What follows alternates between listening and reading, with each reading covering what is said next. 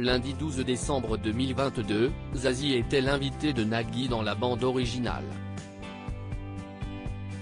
La chanteuse a évoqué le début de sa carrière à une époque où les propositions déplacées étaient monnaie courante. La carrière de Zazie n'est plus à faire. Chanteuse et auteure à succès, elle a autant marqué la musique française avec sa voix qu'avec sa plume. Que ce soit avec Je suis un homme, Rue de la Paix, en tant qu'interprète mais aussi avec Allumer le feu écrite pour Johnny Hallyday, Zazie a marqué les mémoires. Elle a aussi œuvré en tant que coach dans l'émission The Voice.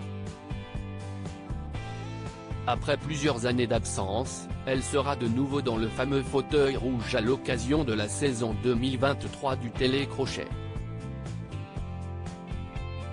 Un retour qui a sonné comme une évidence, malgré un emploi du temps chargé.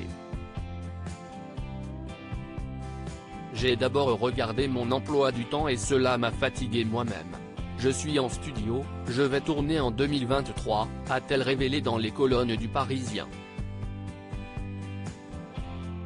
Finalement, elle s'est arrangée pour être présente sur l'antenne de TF1, je me suis vu sourire, en pensant au coach, à l'équipe, aux musiciens.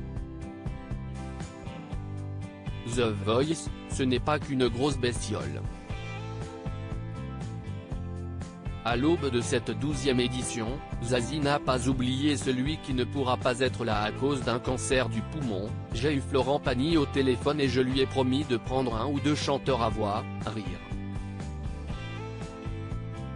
Spéciale dédicace, a-t-elle révélé sur les ondes de M Radio.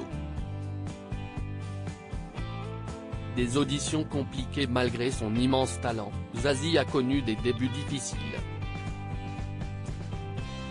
On sait bien que les auditions, les rendez-vous dans les maisons de disques, c'est quand même très improbable quoi.